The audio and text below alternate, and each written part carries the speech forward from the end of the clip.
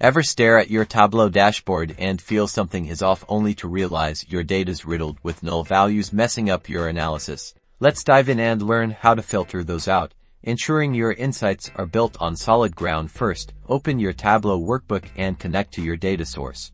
Next, identify the field where you want to exclude the null values. For example, are there missing customer names or sales data skewing your results?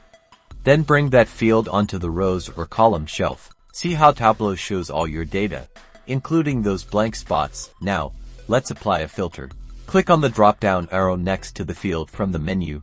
Choose Filter. You'll see a dialog box. In the Filter dialog box, you'll see a list of values, including null. Here's where you decide. Here, if the field contains null values, simply select Exclude in the Filter option, then click OK. Boom! Observe your visualization. Those rows with null values are now excluded. Your data is cleaner, and your analysis is more accurate. You've effectively filtered out those null values, so you can feel confident about the validity of your insights. That's it. Now go analyze.